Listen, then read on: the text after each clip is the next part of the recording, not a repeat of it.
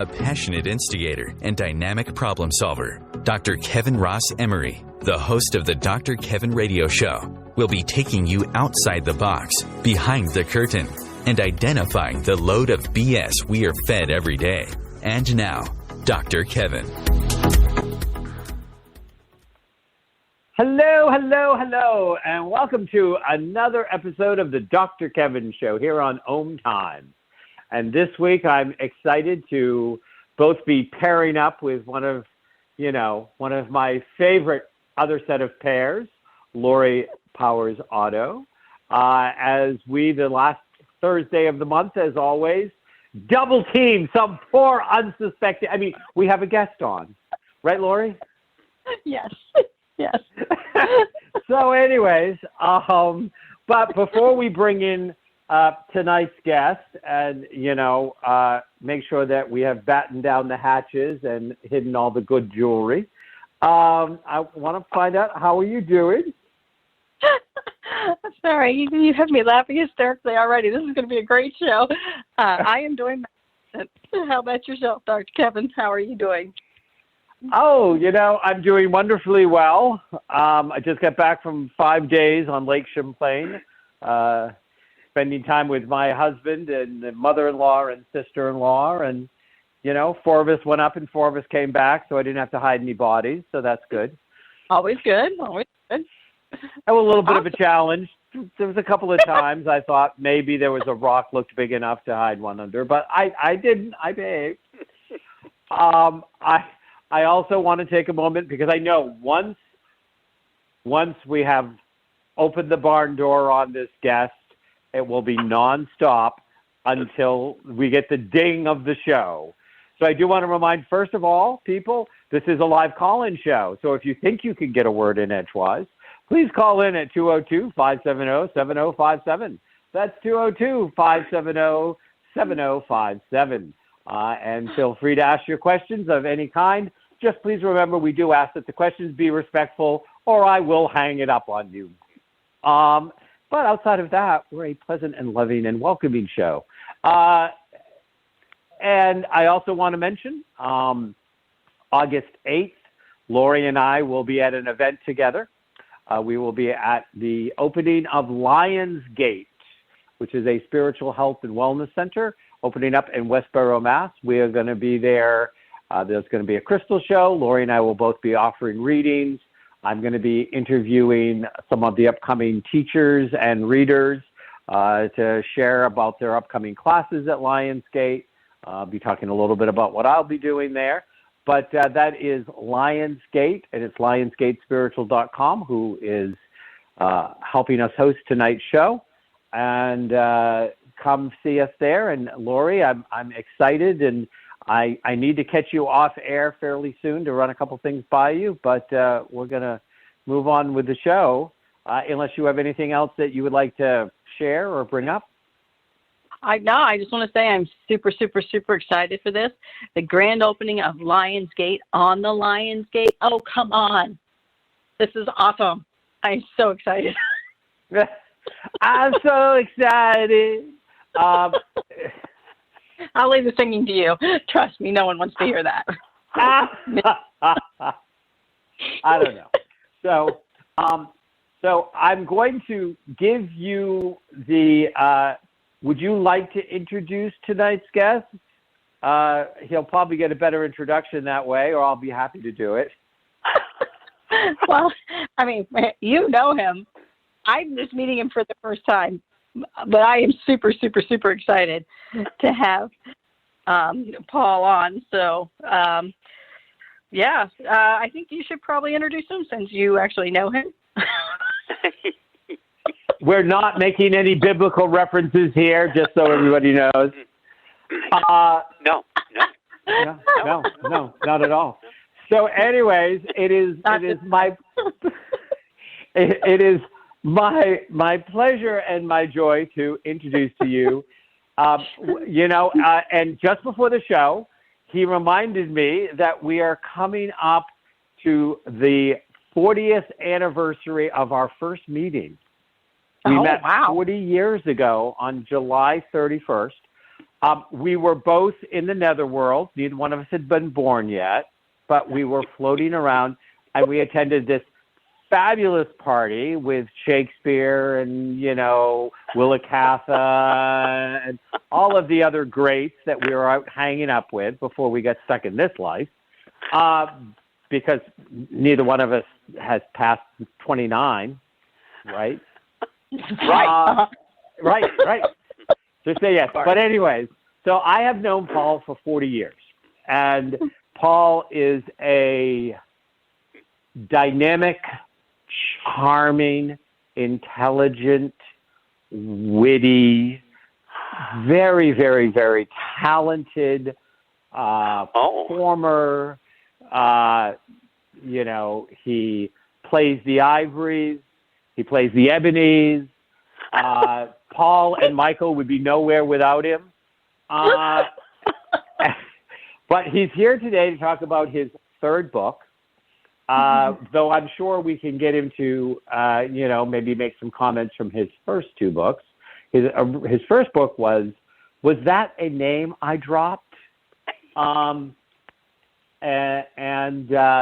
the book that we're going to be focusing on is his most recently released, A Sprinkling of Stardust, over the Outhouse.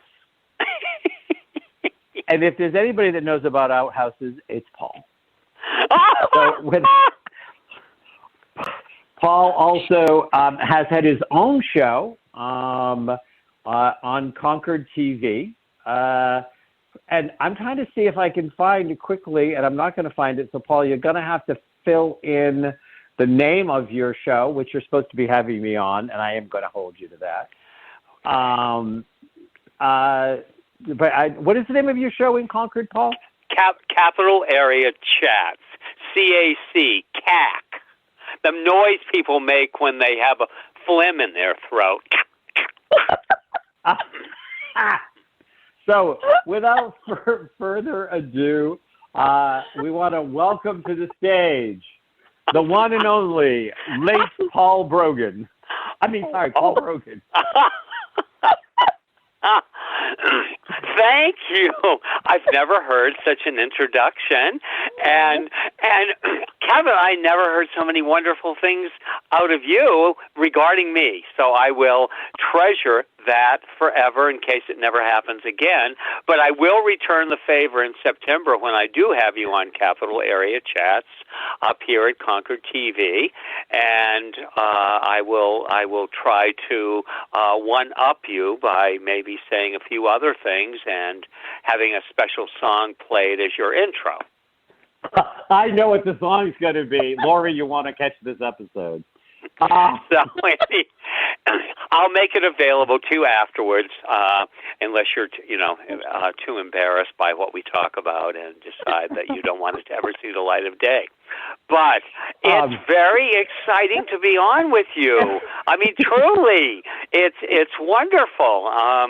And in all seriousness, I have followed you, not stalked you, but followed you through the years with all of the amazing things you're doing. And you've written books, so you know better than many people that have talked with me about the book, the ins and outs of actually getting a book to publication and the satisfaction afterwards. And this is the third book. So either 3 strikes and I'm out, or the third time is the charm. So we'll have to wait and see what, comes from this. Oh, honey, you've been out longer than most of our audience have been alive. Please. That's true. Yes, it's true. It's true. I mean, it says on the book jacket after coming out when I was 10, and I was 10 almost 15 years ago. So it has been. It said that you came out. I thought it said you came out in 1910. Yes, I was on the back of a horse-drawn streetcar going through the streets of Concord, and I was singing "After the Ball Is Over," after the break of dawn, because I'd been up all night. And so, yes, that's when I officially came out as yes. So you were the original singing capon. Yes, I was. Yes, I was. Yes. Anyway, so yes, I did. You've read the book, so I don't have to go into detail about that. But no. I want you to. So tell us. I would like to hear about the 3 books and what is the thread that made you feel as if you were called to put this out to the world. Okay. Well, the first book was that a name I dropped. Alan, my spouse, kept telling me, "Okay, I've heard so many amazing stories from you and about you from other people," and he said, "You need to write it down." He said, "You're not going to live forever." And I thought, and this is 12 years ago, and I'm thinking, I'm not? Is there something I don't know?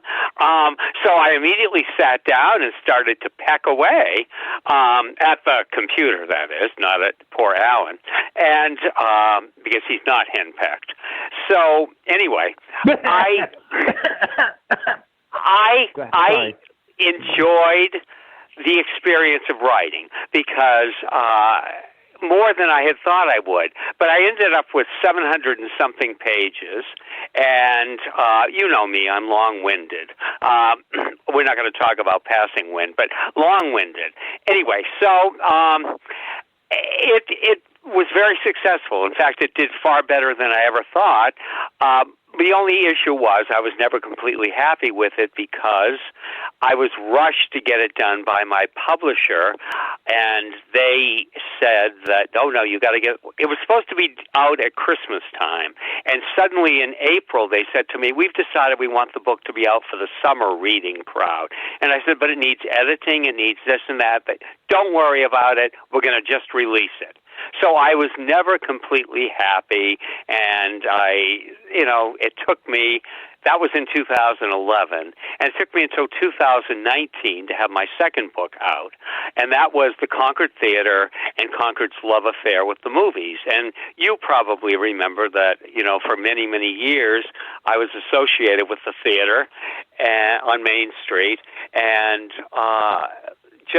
it was a story that needed to be told. She was the only woman to run a first-run independent movie theater for more than 60 years. I mean, nobody else has done that.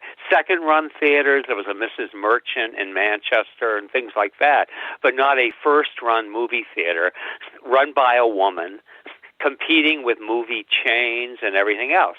So I thought the story needed to be told. And so I did, and I spent a lot of time researching it to make sure it was correct. And boom, it happened. And it did very, very well. And I was very, very pleased with that because it was a tribute to Teresa Canton, who owned the theater. And I thought that she was always passed over. When they talked about people in Concord that made a difference through the years, they never talked about her. She entertained her theater from 1933 to 1994, entertained, hundreds of thousands of people that came through Concord or lived in Concord. And I thought that, people needed to know the story behind the theater. So after that, I was starting work on another book called The Park, and it was going to be a murder mystery. And I'd never written a murder mystery, and I thought I need to step out of my comfort zone of true stories and write something that really stretches me as a writer. As a writer stretches me. So I just want to emphasize that, the importance of that. So The Park is set in White's Park here in Concord that I grew up around and all of that. And a series of killings occur in the park through the years, and there are real people in the book, although it's a fictional series of murders. And then the pandemic struck, and I couldn't go and spend hours and hours at the Concord Public Library going back and researching all of the old Concord Monitors, the local paper, to get accurate pieces of information, since the book takes place in 1962. So I would need to make sure I had accurate information in there. So not being able to do that for almost 2 years, I said, well, I'm not going to sit around and pout.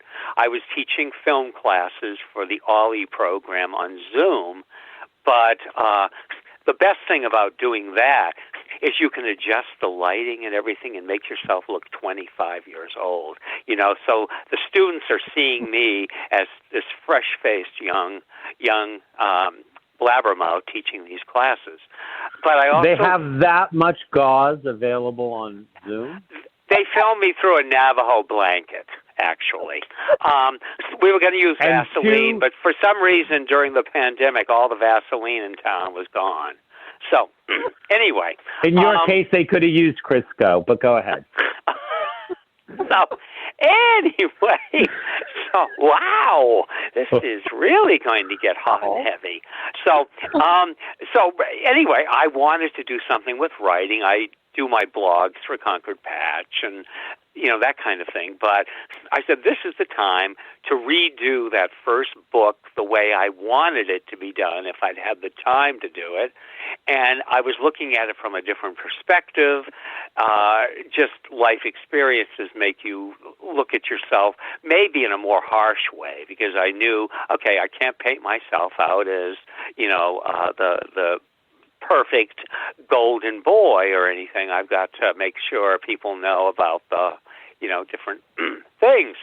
So I started working on that, and that just 1,275 hours later, there it was. And I didn't want to just title it like the first one because it's so different in so many ways. And so I said, what do I want to call it? I want something catchy, not like the flu, but when you're not a household name like a John Grisham or somebody like that, you need to have a title that will get somebody in the bookstore to pick it up, to at least read it, the back part, and say, oh, I'd like to know more about this person, or, oh, my God, he's one of those. So, you want to make sure that it's something catchy, and that was sort of something I tossed around, and I can't use some of the words I was pondering on your show because this is a serious interview. But you know what we put into an outhouse, and so all of us in life, people use the expression happens when something occurs, and it does. None of us escape having happen. So I basically said, well, when this does happen, you can wallow in it and be miserable and bitter and, spin your wheels, or you can put it where it belongs in the outhouse and sprinkle a little stardust over it to make it smell prettier and move on to the next thing. And so that's why that title. Now I'm back to working on the park, the mystery, but it was the right time to do it, and I felt that it was a good experience to revisit some things and to be really hard on yourself. And unfortunately, Dr. Kevin, you did not end up in the final cut, but you will be in the book after the park. I had written a chapter about us. And then I said, well, okay, I need to. They told me I needed to keep it to about 400 pages. They said you're, verging on having another epic like the Thornbirds, and that and we all know that nobody wants to read 600 or 700 pages of Paul Brogan. Well, that's true, but I do love. I love the name. I thought that it was a really good name. I mean, I think it's it's right up there. As soon as I saw the name, I thought of that old commercial. What is it? VD is for everyone. Yeah, that one. That one, yes, of course. Yeah. I often find myself humming that. Yes. Yes, catchy like an STD. Lori, I have to tell you, around Kevin, it is impossible not to burst into song. We made a trip, let's see, in August of 1982. He had to go up to Portland, Maine to pick up some things. And Hold on. Our sound is coming in. We're going on break. They're not hearing us anymore. We'll be right back with Paul Brogan.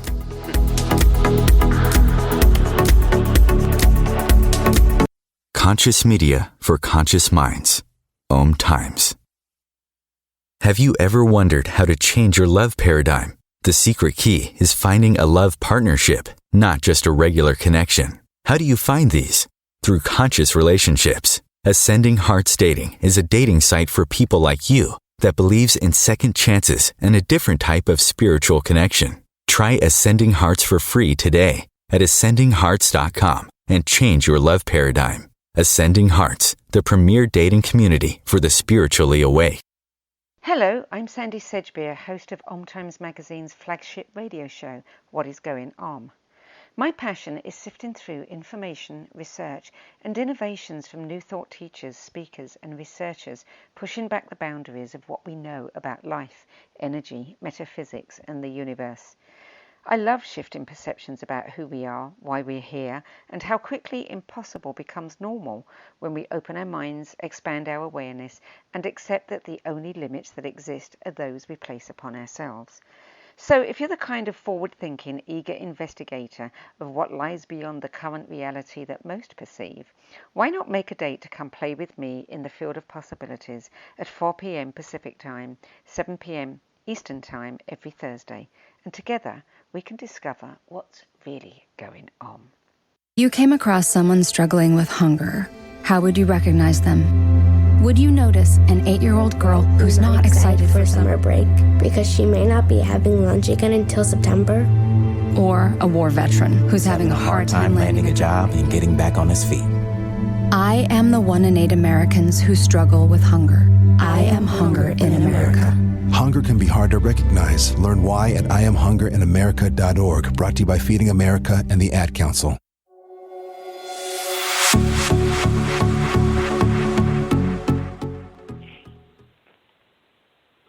Hello, and welcome back to the Dr. Kevin Show here on OMTimes. Remember, we are a live call-in show, so you can call in at 202-570-7057. You can be part of the conversation, or you can let the parade pass you by. There's a song cue, but as I was before saying, that happened, yeah, I just had, we made a trip in August of 1982 up to Portland. You had to retrieve some things from a place you were living. And it was the fastest trip to Portland, Maine I have ever been on, because we started singing show tunes when we left, and we were still singing them when we came back. And our voices were not hoarse. We didn't sound like B. Arthur singing. It was... And the high point, of course, was singing all the songs from Chicago, because you knew the show like the back of your hand and absolutely loved the show. And we went through, I think, the entire score of that. But, I mean, there was absolutely no show that was left unscathed by us. But we were happy. My God, we were just... It was a magical, and I always look back on that. That is the only time that I have ever traveled. It must have been 90 miles each way on a wing in a song, because I don't think there was a dull moment on the entire trip. And that's, anyway, Lori, that's how being around Kevin is, because so many things trigger an immediate song cue that it is just astounding. His wealth of knowledge around music and around Broadway and musical films, etc., is really, I've never met anyone that had that kind of a library up there in his head. And I wonder sometimes, how is there room for anything else? Because he's got all of that going around up there. Oh, well, so, yeah. Paul, I have to tell you this, which is I've actually created a class and called "Everything You Need to Know About Life You Can Learn from a Broadway Musical." And I introduced the class to songs starting from musicals in the 20s up to current day, and what life lessons they have to show us. Wow. So, yeah.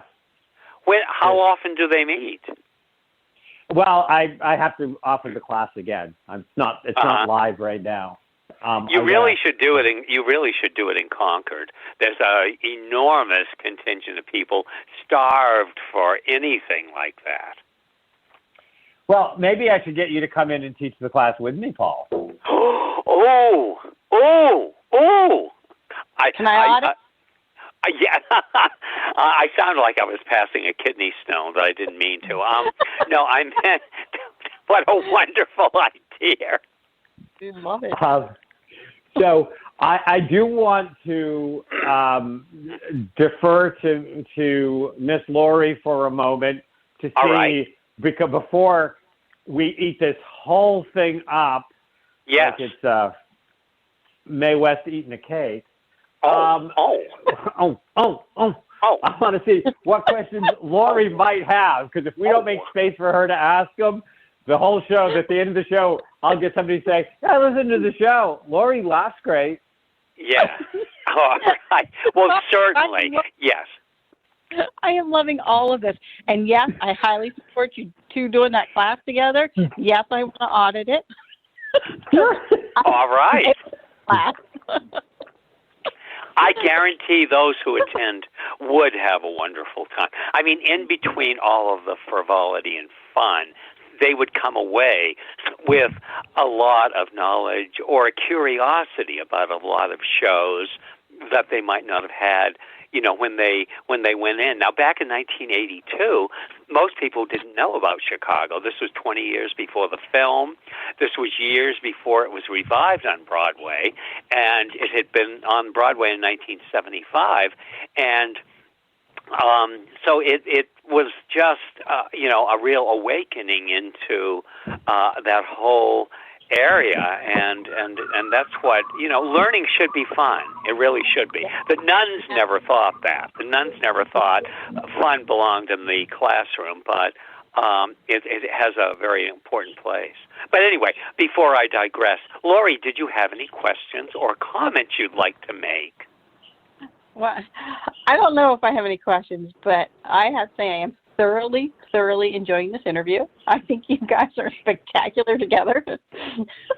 And Dr. Kevin knows I adore working with him. We've done television, do radio. I just cannot wait to meet you in person. Well, thank you. Likewise, I certainly agree. I mean, for years I thought Kevin and I should bring vaudeville back or something and hit the road. Not the way that some people say, okay, hit the road. But I mean, hit the road and play theaters all over the country and delight them with our impromptu, because that's what it all is. I think if we ever tried to lay it all out and plan it, it wouldn't work. It's the spontaneity thing and playing off of one another that makes that it's like a tennis game back and forth. And that's what, I think that's one of the reasons Kevin has become so enormously successful. He thinks on his feet. He's very quick. Very rarely can you, he's at a loss for words, and he can handle just about any kind of situation, whatever's thrown at him. So, and so that's what is really nice. And so both of us had a similar attitude about that. And so it was. I put myself in the Brattleboro retreat at one time when I had a breakdown, and Kevin came to see me when I had my breakdown at Dartmouth Hitchcock in '86. He would regularly come over to my padded room and undo my my what do they have me in? Whatever it was. But anyway, Great jacket. But that was it. Yeah, once again, that was the only straight thing about me. But he would loosen it a little bit, and periodically, he was working at a wonderful place called Molly's Balloon up in Hanover, and they loved him there. It was the exact same thing. The staff cared more about him than the management. But true. And certainly the cook cared more about you than doing the cooking he was doing, because the food coming out wasn't always very good. But well, you always want to do something half baked to somebody who's half baked, because then the two have to come together. Well, Polly, I want to ask you. Yes. I thank Is this you so food much for thought? Food for something. Yes. I do want to. I want to comment that when you said that, because I was going to ask you. I noticed that my name was absent from the book. Yes. But when you said that that it was taken out, I thought you were going to say you were going to put me in the next book, The Park, that I was going to be one of the bodies they found. Except you weren't born in 1962, so you couldn't be there. So, unless in a previous life you were one of the ducks in the pond. Well, I mean, God knows I've traveled with some quacks. But you've never really been a sitting duck. So, no, standing is more my style. So, yes. Anyways, but so, Polly, I want to know. So, first of all, I want to know when you're going to put your hand to romance. Ooh. Put my hand to romance? Yes. Writing a romance novel. Oh, writing a romance novel. Oh, like Barbara Cartland or somebody like that? You mean a period romance novel that takes place like hundreds of years ago, or a more contemporary romance? Well, I mean, in the case of your history, both would qualify, but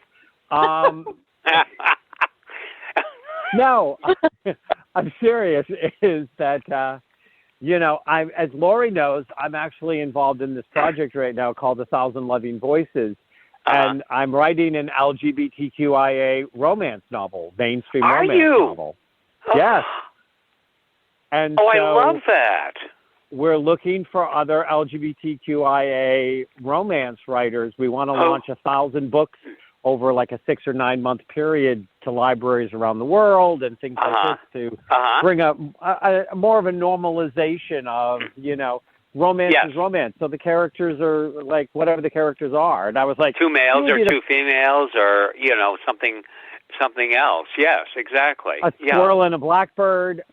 Yes. But you would be, I mean, let's let Lori into the other little part of that. Back in one of the things that in 1982, 83, 84 is the only thing that outshined Paul's and my ability to sing show tunes was our ability to be dramatically loving and like high drama. I mean, we didn't do low drama, Paul. We did high drama. We out-marrowed Streep. No, I know. No, really. I think we both reveled in the growing freedom that gay people were starting to feel before AIDS set everything back so much. But I mean, it was 12, 13 years after Stonewall. People were a little more welcoming. I mean, there were several gay clubs. There was the Depressed Club, the Club Continental, and all. The 484. Yep. So there was more of an acceptance, even if everyone wasn't overwhelmingly enthused, like, oh, yeah, let's bring on the gays. There was still, but more people were, just let everyone be themselves. And so I think both of us reveled in that kind of new freedom and the ability to be more ourselves and to burst into song or to, any of the other things that went on. And definitely, I think. And then I think AIDS did play a role in changing public perception, not for the best for a while, but in those early years of the 80s, when I first knew you, there was a sense of madcap mischief almost, very Mame kind of, life's a banquet and most poor sons of bitches are starving, that kind of... Yep. And well, you were adorable looking. I was okay looking. I was clean. So oh, stop it! No. I mean, you were the gorgeous blonde bombshell with the blue eyes, and truly, I mean, but the funny thing is, we are closer to Mame now, and back then, if you think about it, we really were more like Thoroughly Modern Millie. Very much so, yes. As long as I don't have to be Mary Tyler Moore. You'd rather Dick Van Dyke? Only part of him. But no, I would rather be the Carol Channing character in Thoroughly Modern. Why, yes, I would love to be my raspberry. Berry. But no, we were.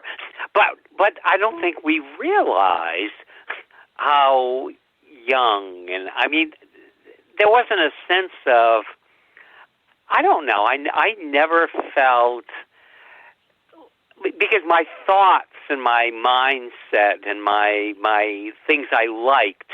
I remember when I took you in D.C. down to Boston when I was speaking at the Boston Public Library film showings.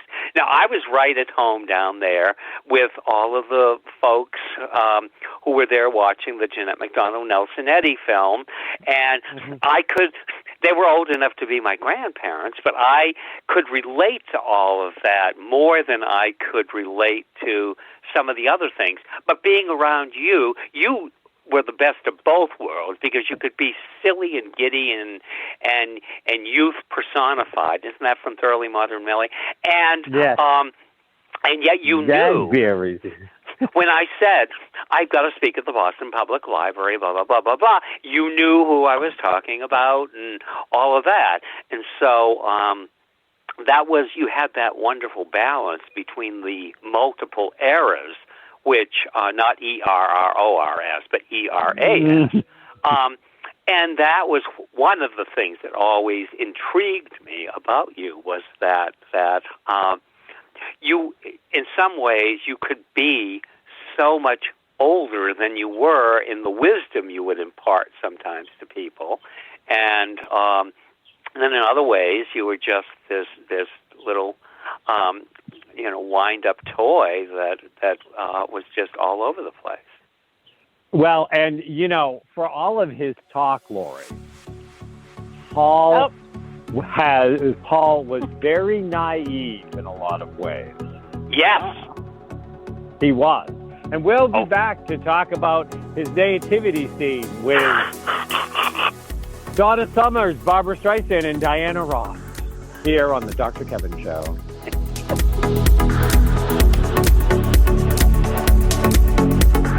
The Real Conscious Connection. OMTimes Radio. IOM FM. The number one reason girls drop out of school in sub-Saharan Africa is lack of access to feminine hygiene products. The Pads for Schoolgirls Project, an outreach of Humanity Healing International, is changing this paradigm by setting up sewing programs at schools, teaching girls a vocational skill, while producing the reusable pads that help keep them attending classes. The girls pay it forward by making and giving pad kits to other girls in need. To learn more, visit humanityhealing.org. Humanity Healing is where your heart is. Vox Novus, the new voice. Vox Novus, the new dimension. Vox Novus, thought and movement leaders who will share from their experience and offer tools to help us navigate our rapidly changing world. My name is Victor Furman. Join me every Thursday at 8 p.m. Eastern on OMTimes Radio for Vox Novus, the new voice. If I could be you, and you could be me, for just 1 hour. if you could find a way to get inside each other's mind, Walk a mile in my shoes. Walk a mile in my shoes. Walk a mile in my shoes. We've all felt left out. And for some, that feeling lasts more than a moment. We can change that. Learn how at belongingbeginswithus.org. Brought to you by the Ad Council. Walk a mile in my shoes.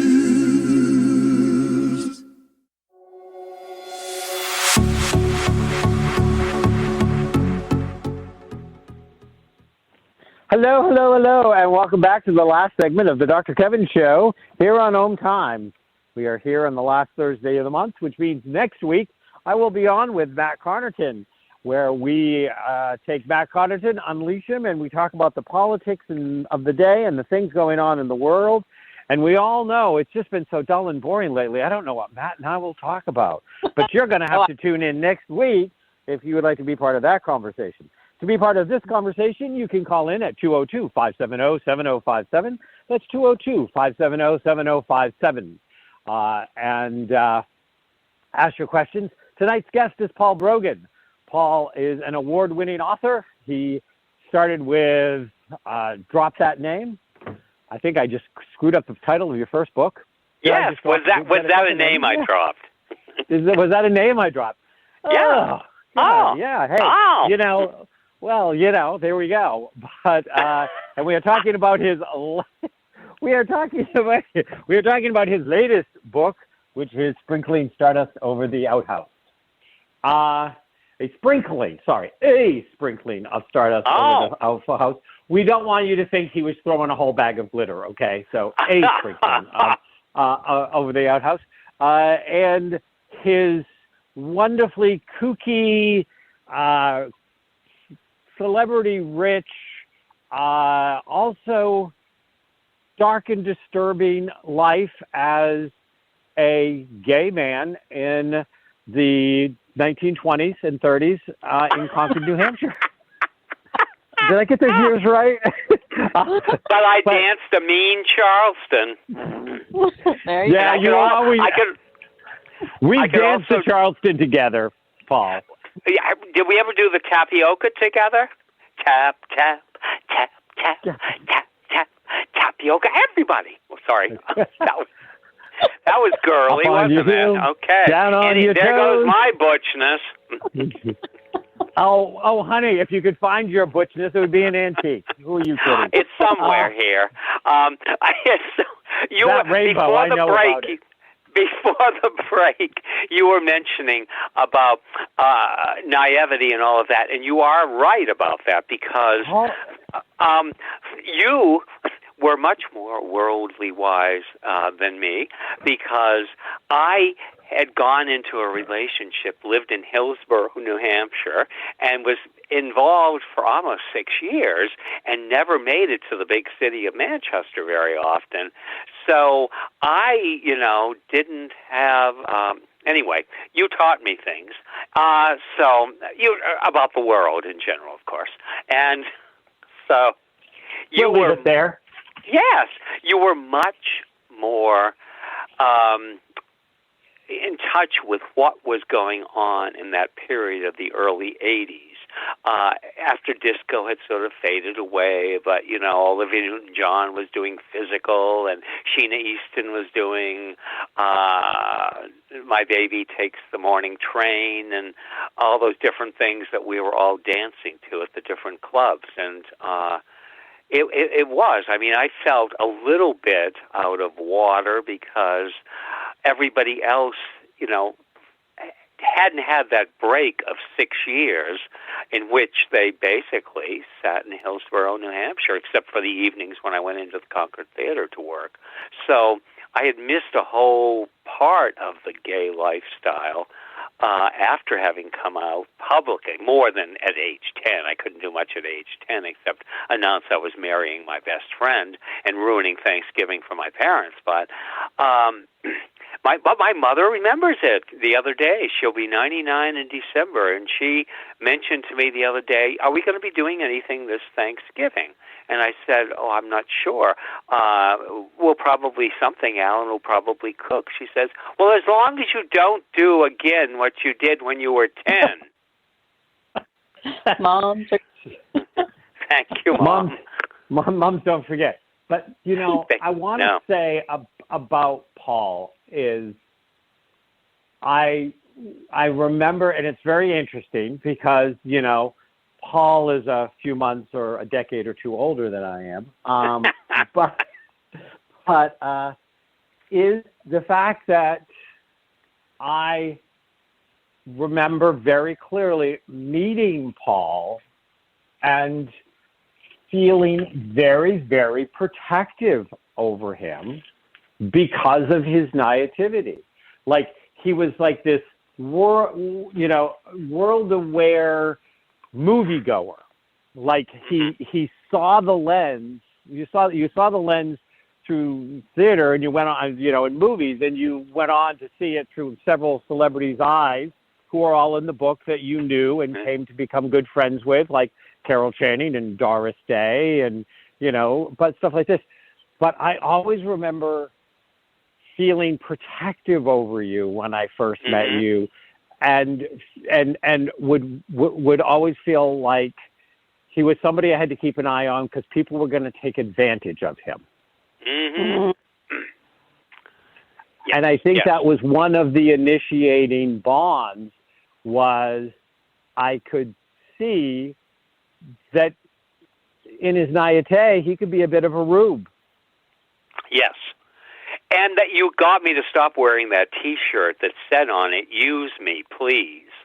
And you made me throw that away. So,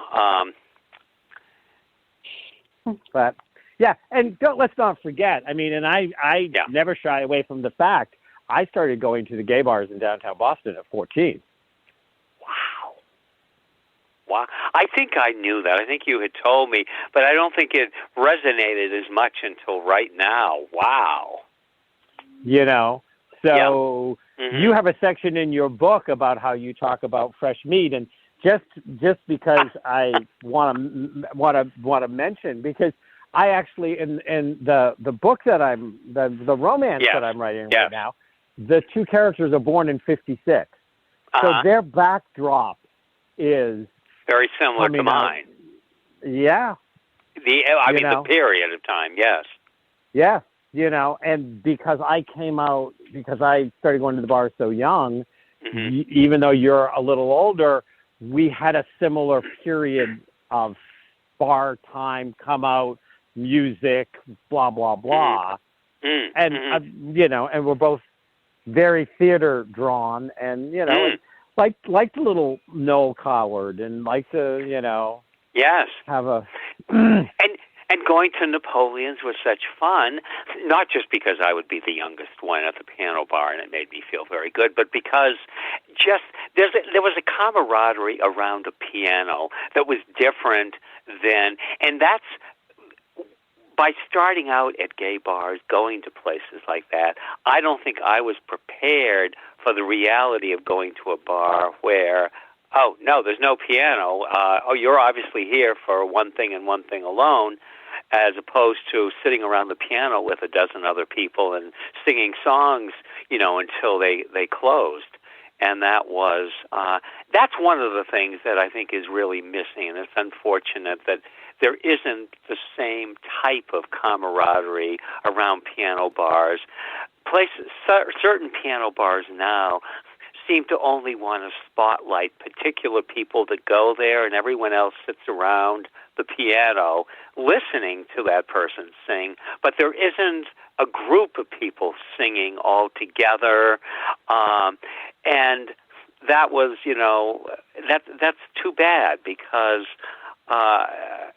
I stopped going to some places years ago because it would be all about, okay, what do you want to sing now? And then that person 2 hours later was still singing the songs that they wanted to, but there was no interaction or request of anyone else sitting around the piano bar as to what would you like to hear or what can we all sing together or something. So that was, I do remember an occasion or two, Paul, of one of us or one and a half of us sprawling on the top of the piano when we were singing. Yes, you were very good at that because you looked adorable on top of a black piano. Much better with my coloring, my brown eyes, my dark brown hair. I would just get lost, and they would think I was just an ornament that was part of the piano when it was built. Whereas with your blonde hair and the blue eyes, you stood out and sprawled out there. Was a great lure for people to come over and check out the piano. You helped me up on my first piano when I sang Paul Brogan. Yes, I did. I'm only sorry that I wasn't the pianist that night. That would have been very nice. But yes, I did help you up there. Got you positioned in the way that would be most effective. Lori's going, okay, this is TMI. We're talking about a piano bar in Gunquit. Yeah, it's not So you worked though. You worked at the Beechcrest when I was playing the piano there briefly. Except the piano hadn't been tuned since my third birthday in 1923, so it was just horribly off key, and it was just I would sit there and play because Lily Andrews, that owned the place, wanted a pianist and be able to advertise, but there were like 14 notes that I would have been better off bringing in one of those little children's toy pianos. I probably, would have been able to play more than there was with that, but it adds something, live piano music and people making requests and just for environment that you don't get with Muzak or any of the other things. Yeah, I always found it amazing at the Beached Whale how she never had, she wanted a piano, but she was so tone deaf that she couldn't tell that it didn't play. But even after 7 or 8 drinks, she couldn't tell. I think it was her Cruella de Vil imitation that got in her way. Yes, absolutely. and I would play that when she would come in. I would play Cruella de Vil, but she couldn't recognize it. I don't think she'd ever seen the movie. I don't think she'd ever seen anything happy in her life. And and with that piano so out of tune, it didn't really sound like the seductive Cruella de Vil that you wanted it to. So it was a lost cause, but I would still play it because it made me happy, and I felt that I was, and I'd laugh every time. You would, because I knew what you were playing. No matter what table you might be at, I would look over and you would respond exactly as you were supposed to respond. Perfect. It was as though we had planned it out. So before this show ends, I would like you to, because you have a ton of stuff in the book. Mm-hmm. And where can they find the book? Barnes & Noble online, Amazon online, Gibson's bookstore in Concord. It's also available as an e-book through Amazon and Barnes & Noble. So make sure you check out this latest book if you're somebody who wants to know the dirt and the scoop and also get an insight to what was it like for gay people in New England in the 1860s, the 70s, the 80s? Well, so many of the men were drafted into the Civil War in 1860, so there was a lull there when I was about 18 or 19, where I was about the only one that wasn't serving. Okay. Oh. Yes. Now being served. Right. I was going to say, I think you walking around with that little machine that said "Take a number, please" was a dead giveaway, Paul. What do you think is the most hidden, surprising gem in the book? We're almost out of time. I do want to let people know. Remember, the most hidden, surprising gem in the book. I don't know. Maybe that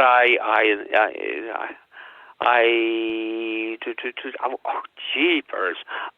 Okay, as a little child, I saw Old Yeller and thought that the guy that played the older brother, Tommy Kirk, was adorable. And 10 years later, he picked me up at the French Marketplace in West Hollywood.